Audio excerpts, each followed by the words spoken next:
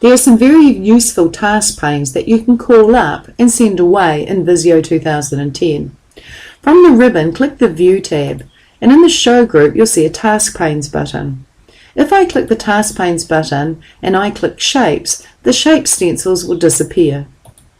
If you wish to bring the shape stencils back, click on the Task Panes button and bring back shapes. In the Task Panes button, you also have Pan and Zoom, which we looked at in an earlier video, was able to be called up by clicking this button, Pan and Zoom window, in the very bottom right of your screen. So using this button or using the Task Panes button, I'm going to bring up the Pan and Zoom window. The Pan and Zoom window can be moved simply by dragging it by its title bar, and can also be resized by dragging its bottom edge and resizing. The Pan and Zoom window can be double clicked and it will appear over here, but you can just as easily drag it out of that position and put it back over here. So I just double click the word Pan and Zoom and I dragged it back. I can also drag the Pan and Zoom window to the right and dock it on the right hand side of my screen, or again I can drag it and make it float. If I click on the Pan and Zoom window, I'm actually zooming into a certain part of my drawing. In fact, if I drag, that's the best way. When you drag, you create this red border and you're indicating what you want to zoom into, and I'm just dragging around. I can also grab this rectangular border and move it around, so I pan around my document and I can read the finer details of my document. I can also resize this border to really zoom in or make it larger to really zoom out. I also have a minus here and a plus and a scale that I can drag up and down. So this is a very handy window to be able to zoom and pan around a diagram.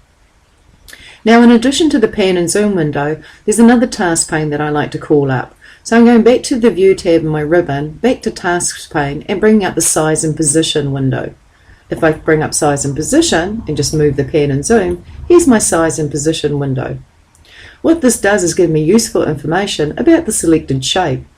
For example, it's telling me the width of the shape, the height of the shape, the rotation of the shape, and the X position on the page and the Y position on the page. And these can be edited. If I click on this shape, I can see the width, the height, the minus 30-degree rotation, and the exact position it is on the page. So very, very handy as I click around various shapes. Now these two windows can sometimes take up too much space, so sometimes I merge them. I'll drag the Pan and Zoom window and drop it on the Size and Position window. And now you can see I've got two tabs, and I can jump between them, and they take up just a single amount of space. I can still resize it, and I can still move it.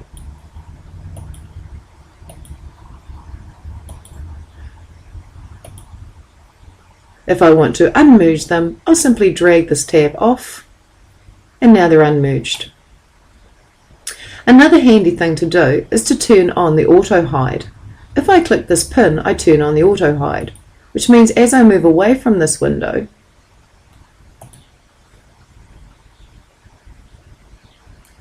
it disappears. As I move towards the window, it reappears. So the auto hide enables you to collapse that window if you're not sitting on it. If you wish to turn this off, simply click the pin again and you'll turn off the auto hide.